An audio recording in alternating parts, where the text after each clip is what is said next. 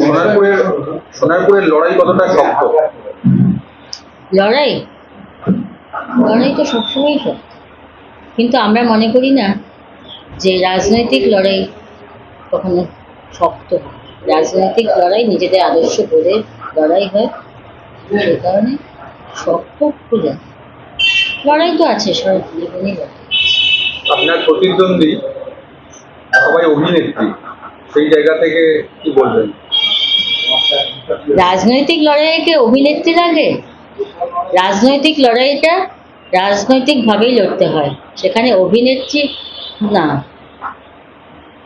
জনসাধারণের সাথে কে থাকবে সেটাই আসল কথা। ছোটবেলার থেকে জনসাধারণের পাশে থেকে লড়াই করা এটা শিখিয়েছে পার্টি, সেই অনুযায়ী আমরা চলছি। সে কারণে অভিনেত্রী বলে না, নেত্রী সত্যিকারে কারা সেটাই হচ্ছে আসল কথা। আপনি প্রথম জিতে এসে সোনারপুরের মানুষের জন্য কি কাজ করার ইচ্ছা রয়েছে? সোনারপুরের মানুষের দাবি দেওয়া এতদিন ধরে যেগুলি মেটেনি, রাস্তা, জল, নিশ্চয়ই চেষ্টা করব। প্রথমেই আমি যেটা সোনারপুরে যেটা সব থেকে বেশি প্রবলেম মনে হয় সেটা হচ্ছে রাস্তা এবং ট্রাফিক, সেটা নিশ্চয়ই চেষ্টা করব। প্রত্যেকদিন যে প্রচারে বার হচ্ছেন, মানুষের কেমন সাড়া রয়েছে? দেখুন, মানুষের সারা বামপন্থীদের সাথে রয়েছে, এটা তো অস্বীকার করার জায়গা নেই। হ্যাঁ, কিছু তো নিশ্চয়ই আমাদের আলাদা একটা প্রচার আছে, আমাদের আলাদা বলার জায়গা আছে, যেখানে আমাদের যারা বিরোধী তারা সেখানে কিন্তু সেভাবে প্রচার করতে পারবে না, কারণ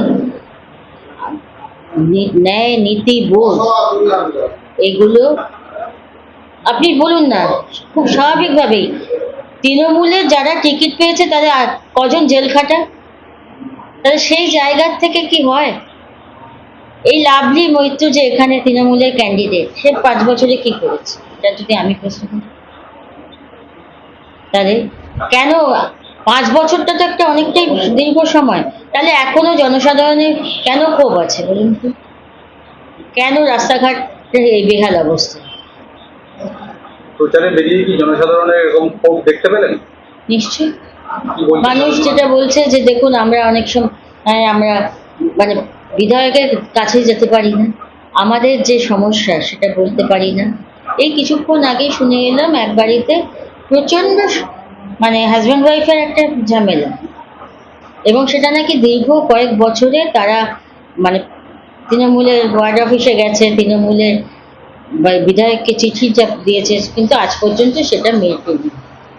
কালকে নাকি সেটা একটা চরম জায়গায় গিয়ে পৌঁছেছে। কেন বলুন?